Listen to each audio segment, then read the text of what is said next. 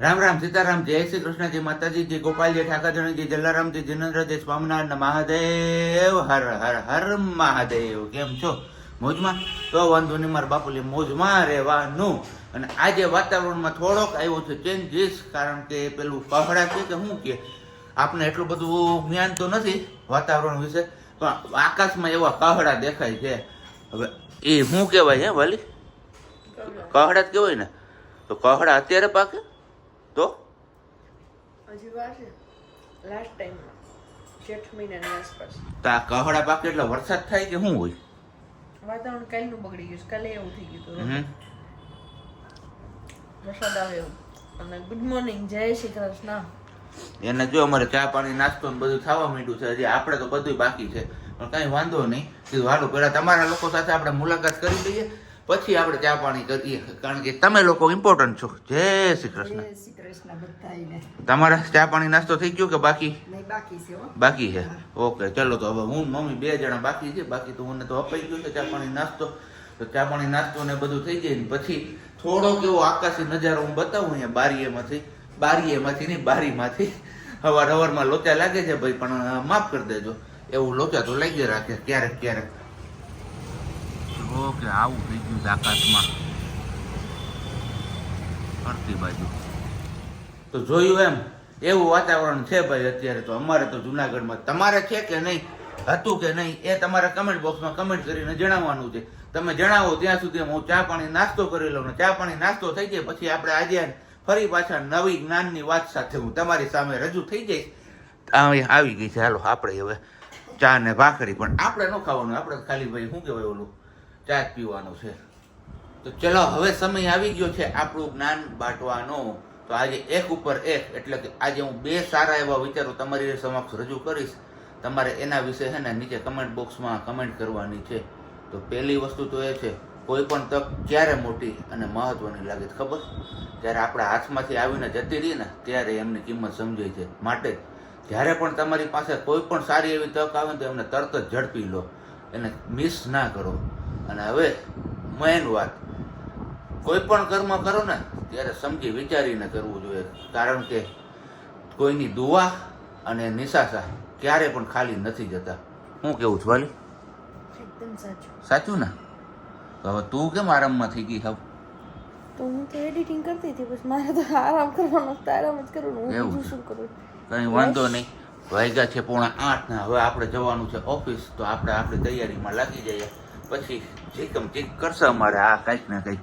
ચીકમ ચીક હું કરું? મારે આખો દી ઘરે બેઠા બેઠા મને ઈ નો હું ના, પણ આ બધા લોકો કે જ છે ને અમે કે છે, પછી મારે ઊભું થવું પડે ને ઊભું થાવ એમાં ફરિયાદ કરે છે દેવભાઈ કરીને કંઈક નામ છે આઈડી નું, સોરી નામ ભૂલી ગઈ, કે ધવલભાઈ તમે ઓફિસ જતા રહ્યો છો ને પછી પ્રજ્ઞાબેની કે ઊભા થઈને કિચનમાં ને બધે જાય છે. અમે તો ના પાડીએ છીએ કે રહેવા દો, નાનો વિડીયો થશે તો હાલશે, જેટલો વિડીયો થશે એટલો અમે ચલાવી લેશું.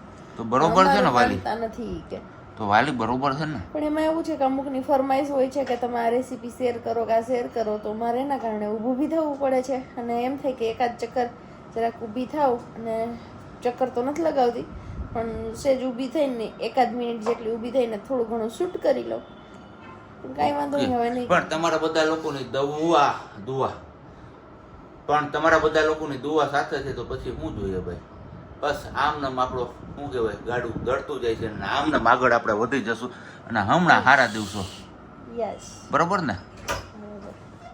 ચલો, સાહેબજીએ કીધું ને કે આગળથી ડ્યુટી મેમ સાહેબ સંભાળશે કે વાલી સંભાળશે. તો ફાઇનલી આવી ગઈ. હજી પહોંચ્યા નથી, ઓફિસ નીકળ્યા નથી, પહોંચ્યા નથી. હું હજી તો ઘરે ને ઘરે જ છે. પાણીનો અવાજ આવે છે એટલે ક્યાંક પાણી પીતાય છે. ત્યાં સુધીમાં મમ્મી અહીંયા આવી ગયા છે લઈને કેરી. આપણે કરવાનું છે આખી કેરીનું અથાણું. કાલે જ આપણે બતાવી હતી, એ જ કેરી છે. જો આવી રીતનું કેરીનું પાણી થઈ ગયું, નમક ને હળદર નાખી હતી ને એટલે પાણી નથી નાખ્યું ને મમ્મી અંદર, નહીં, ખાલી નમકનું કેરીનું જ પાણી થયું છે. અને એમાં આવી રીતે દિવાસળીની જે સળી હોય ને એના ટોપકા જો અહીં અલગ કરી નાખ્યા, મમ્મી પાસે પડ્યા એ ટોપકા અલગ કરીને નાખ્યા છે. ને હવે આવી રીતે રાખી અને એને આખો દિવસ પવન ખાવા દેવાનો છે, કેમ મમ્મી? એટલે અંદરનો ભેજ બધો સુકાઈ જાય ને તો ખરાબ ન થાય. તમે આખું વર્ષ સ્ટોર કરો ને તો. અને સ્વીટી દીદી તું જોઈ લેજે, તારે જોવું હતું ને કે તું આખી કેરીનું અથાણું કેમ કરશું. હું રોજ તને વિડીયોમાં કહેતી જઈશ કે આમ કરતું જવાનું છે. તો બસ હવે આવી રીતે રાખી દેવાનું છે. કેમ મમ્મી? હા. બધી કેરીમાં બધી કેરી જ આવી રીતે થોડુંક હળવે હળવે કરવાનું, એટલે કેરી તૂટે નહીં, નહીતર પછી તૂટી જાય ને તો તકલીફ થઈ જાય થોડી. અને આવી રીતે સરસ ખુલ્લી થઈ જાય ને તો મસ્ત સુકાઈ જાય કેરી અંદરની સાઈડથી, એટલે ભેજ નો રહે, એટલે કેરી બગડે નહીં. સાબજી વયા ગયા? જાવ છો ક્યાં? હાલો, જય શ્રી કૃષ્ણ. ચલો, વાગી ગયો છે પોણો અને રસોઈ બની ગઈ, બેસી ગયા છીએ બપોરા કરવા માટે. તો મમ્મીએ બનાવ્યા છે કે ગરમા ગરમ થેપલા, દહીં ને ચા. એમના માટે ચા છે, આપણા માટે દહીં છે.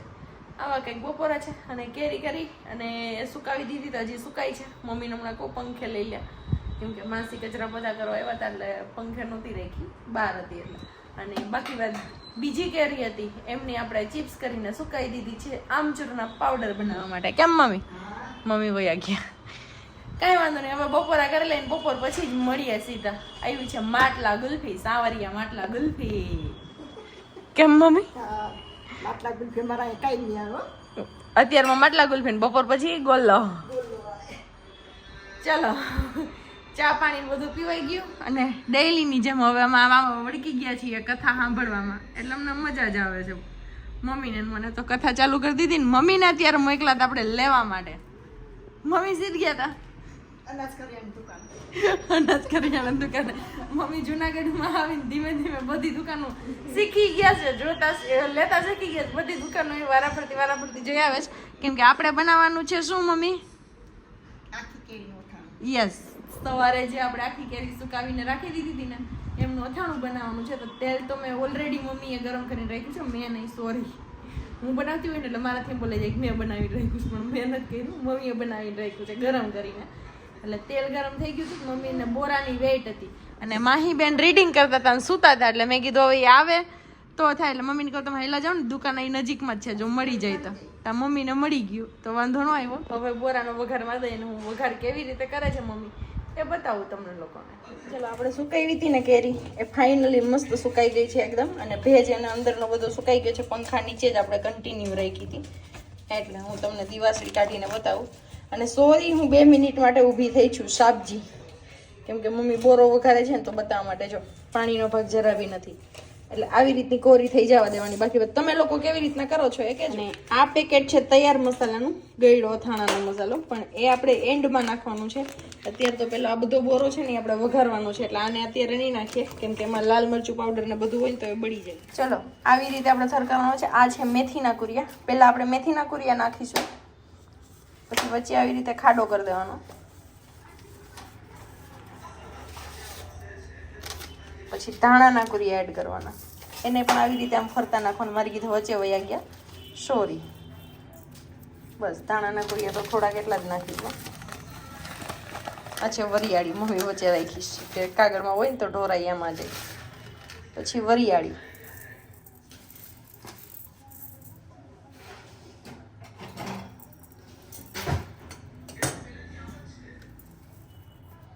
અને રાઈના કુરિયા હાવ લાસ્ટમાં નાખીશું, કેમ કે એ બોરો બળી જાય. રાઈના કુરિયા હોય ને, ગરમ તેલ હોય ને તો બળી જાય, તો બળવાની વાસ આવે, એટલા માટે આપણે આવી રીતે આમ થર કરી દઈએ. અને તેલ તમે જુઓ છો કે જો આમાં લવિંગ ફૂટી ગયા હતા, એવી રીતનું ગરમ કર્યું હતું. લવિંગ નાખીને તેલ ફોડી નાખવાનું, એટલે તેલ નહીં, મીન્સ કે લવિંગ ફોડી નાખવાના, એટલે ખબર પડી જાય કે તેલ આપણું ફૂલ ગરમ છે. હવે આમની વચ્ચે આપણે નાખવાની છે હિંગ.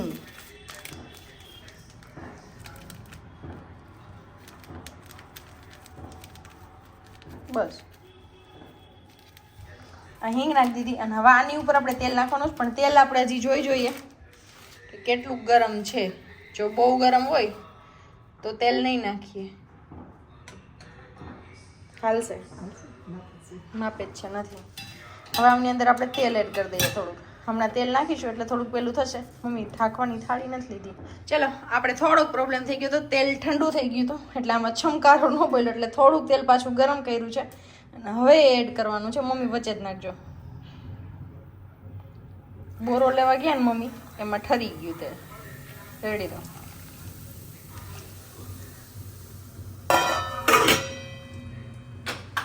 હવે આવી રીતે ઢાંકી દીધું છે, થોડી વાર ઢાંકીને રાખીશું આપણે, એટલે સ્મેલ બધી અંદર બેસી જાય.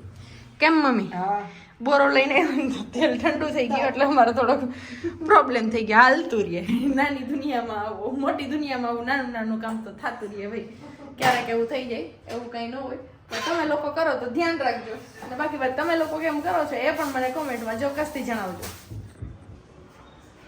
ચલો વાગી ગયા છે 7 જેવું, અને મમ્મી અહીંયા આપણે જે બોરો વઘારીને રાખ્યો તો એમાં હવે ગોળ ભેળવવાનો છે અને થોડાક એવા મસાલા આપણે એડ કરવાના છે, તો એમની તૈયારીમાં લાગી ગયા છે. કેમ મમ્મી? સ્મેલ કેમ આવે છે બાકી વઘારની? આવે છે ને? એમ જોવે એકદમ ઠંડુ થઈ જાય ને, આ એકદમ ઠંડુ થઈ જાય ને પછી એમની અંદર ગોળ એડ કરવાનો છે, એ ધ્યાન રાખજો. ગોળ થોડોક નાખો, હળદર બસ, અને નમક તો આપણા ટેસ્ટ અનુસાર, પછી પહેલાં બોરામાં પણ હશે જ, અને થોડું એવું લાલ મરચું, બધાને ચોળીને મિક્સ કરવાનું છે. અને ગોળ તમે જેટલો ખાતા હોય ને ગળાસવાળું એટલું રાખવાનું છે. કેમ મમ્મી? થોડો એવો આપણો આ બોરો રેડી લીધેલો છે ને એ થોડોક એડ કરીશું, કેમ કે એમાં રાઈનો બોરો વધારે હોય એટલે આપણે એ વધારે નહીં નાખીએ, મમ્મીને પછી મોઢામાં ચાંદી પડે એટલા માટે. મજાનું મિક્સ થઈ ગયું છે, આપણે જોઈએ એવું તીખું ને માપે. કેમ મમ્મી? સ્વાદમાં. હવે અમને સાંજ સુધી રાખશું, એટલે મીન્સ કે 3 થી 4 કલાક સુધી હજી આમનામ રાખીશ ઢાંકીને. પછી કેરીની અંદર આપણે સ્ટફ કરીને કેરીને ફાઇનલી આપણે સાંજે ભરી દઈશું ડબ્બામાં. ત્યાં સુધીમાં કેરી સુકાઈ જાય એકદમ મસ્ત. 6:30 જેવું થઈ ગયું, પણ સબ્જીનું કોઈ નક્કી નથી આવવાનું હજી, કે આજે આવે કે ત્યાં નાઇટ કરે કે શું કરે ખબર નહીં. માર્ચ તો પૂરો થઈ ગયો પણ ખબર નહીં શું કરે, જોઈએ. ફાઇનલી કેરી ભરવાનો ટાઈમ આવી ગયો છે, વાગી ગયા છે 9, અને શાકજી હજી આવ્યા નથી. અને આપણે અત્યારે થાણાની કેરી મમ્મી મીડા છે ભરવા, કેમ કે બોરો મસ્ત કમ્પ્લીટ થઈ ગયો છે. તમે કીધું ભરી દો, 9 સવાનું થઈ ગયું, 2-2.5 કલાક જેવું તો રહી ગયું. કેમ મમ્મી? અને હવે ભરીને પાછું આમાં આપણે રાખી દેવું 1-2 દી, પછી આપણે બરણીમાં ભરશું. ત્યાં સુધીમાં મસ્ત મસાલો ચડી જાય ને બોરાનો જે આપણે ટેસ્ટ હોય ને વઘારનો એ મસ્ત કેરીની અંદર બેસી જાય. સ્મેલ જોરદાર આવે છે અથાણાની, એવું લાગે છે કે મંડીએ ખાવા અત્યારે ને અત્યારે. કેમ મમ્મી? આવે જ કે નહીં? મમ્મીના થવાર જ ખાઈ લે છે, મમ્મીથી વેઇટ થાય એવું નથી, પણ રિયલીમાં મસ્ત છે. અને નવું અથાણું બને એટલે જનરલી બધાને એવું થાય, બની જાય જલ્દીથી આપણે ખાઈ લઈએ, મોજ પડી જાય. અત્યારે ઓલરેડી વાગી ગયા છે 10:30, અને આપણે આવ્યા ઘરે એમને લગભગ 9:30 જેવો ટાઈમ થયો તો. આવીને ખાધું પીધું ને એવું બધું કર્યું, ને પછી ગયા હતા નીચે, કારણ કે લિફ્ટ હવે ખબર નહીં, અમારા એપાર્ટમેન્ટની ઓટોમેટિક ત્રાહી થઈ ગઈ ને ઉપરથી પતરું બધું નોખું પડી ગયું. હવે હું કોણે કારીગરે કરી હતી ખબર નથી, એટલે હવે કીધું હાલો જીરીક ચાલુ કરી આવીએ, જો થાય તો કરી લઈએ, નહીતર પછી કારીગરને બોલાવશું આવતીકાલે. ને એવી રીતના સેમ અમારે પાણીનો પ્રશ્ન પણ આવી પડ્યો છે, એટલે કે પાણી નથી ઘૂંટ્યું પણ મોટર હાલતા ને ચાલતા બંધ પડી જાય છે ઓવરલોડ પાવરના હિસાબે, એટલે એ પણ સોલ્યુશન કરવાનું છે. ને અત્યારે હવે વાગ્યા છે 10:30, આજે એવું કંઈક લાગે કે હજી બેઠા જ નથી કોઈ, કારણ કે જોઈ લો ગ્રાઉન્ડ બધું ખાલી છે. અહીંયા ઇન મીન ને 3 જણા જ છીએ. કાં વલી? તો મોડા નવરા થયા, એવા મોડા, અને ઉપરથી આ કામ હતું ને કા મચ્છર રોઈ ગયા.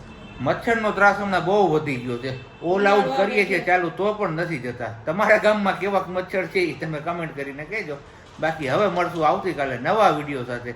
ત્યાં સુધી બધાને બાય. ઉભા રહ્યો જી. હું એક એવું કે છે કે તમારા રૂમમાં જે ઘડિયાળ છે એ ઘડિયાળની બાજુમાં રેડ કલરની બોટલ છે એ શેની છે, એવી કોમેન્ટ હતી. એ રેડ કલરની બોટલ છે એ રૂમ ફ્રેશનરની બોટલ છે, ઓટોમેટિક રૂમ ફ્રેશનર આવે ને એમની. અને બીજી એક કોમેન્ટ હતી શેની ભૂલાઈ ગયું નામ, બીજી એક કોમેન્ટ હતી પણ એ નામ ભૂલાઈ ગયું, સોરી. એને ઘડિયાળને લગતો જ એ ક્યાંથી લીધી હતી એમ, તો એ મારા મેરેજમાં મેં ખરીદી કરી હતી રાજકોટથી, અને એ રાજકોટથી ત્યારે લીધેલી હતી. અને રાજકોટથી ખરીદી કર્યું એનું એક મસ્ત મજાની કોમેડી પણ છે, એ હું તમને નેક્સ્ટ વિડીયોમાં કહીશ. કોમેડી નહીં, આમ કહીએ તો ખરાબ અનુભવ પણ કહી શકો તમે.